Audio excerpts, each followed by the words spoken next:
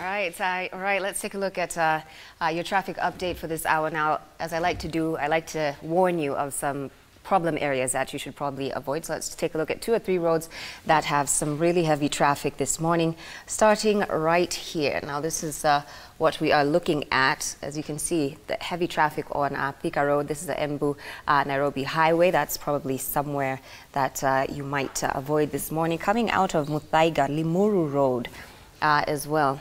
Traffic coming all the way down from Karura Avenue down on Limuru Road towards Rigo Plaza.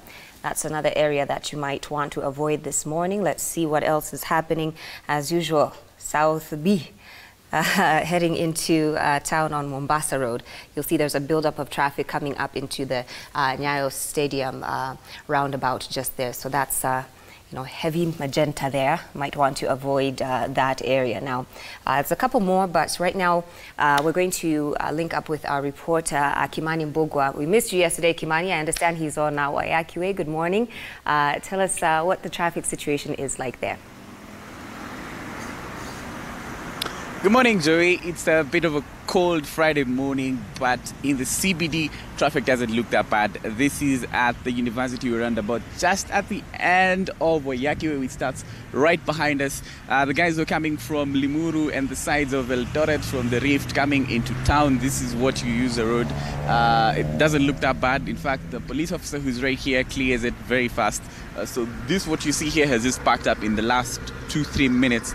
And another good road is University Way, now headed towards University of Nairobi, and Thika Road on my left, which looks very clear this morning. So if you're coming from Waiyaki Way and you're headed towards Thika Road, then you should have a very smooth drive through the CBD. If you're picking up something from the CBD, you can pick it and just maneuver through the CBD with maximum ease. Also, Thika Road,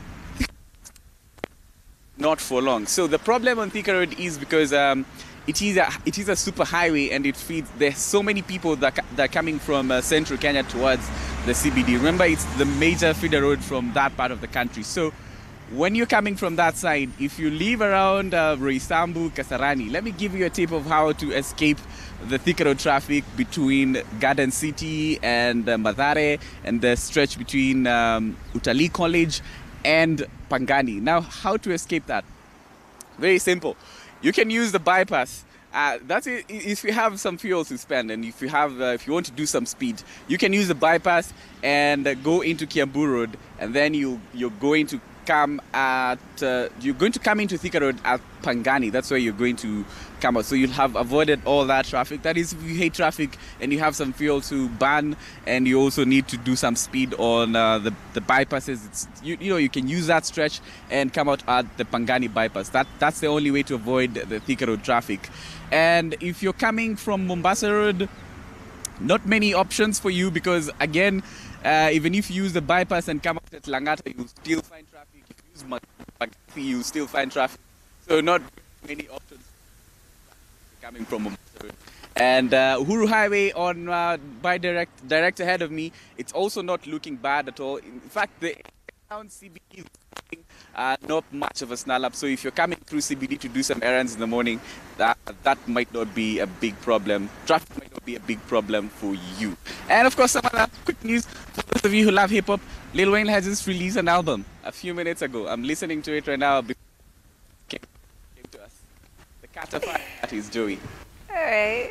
Thank you so much, Kimani Mbogwa there from Waiyaki Way, telling us about the traffic and also about the music. And speaking of music, we got DJ Roy T-Boy, who's going to be coming in a little bit later on with Level Up Friday. But for now, back to the news review with Fred Indumuli.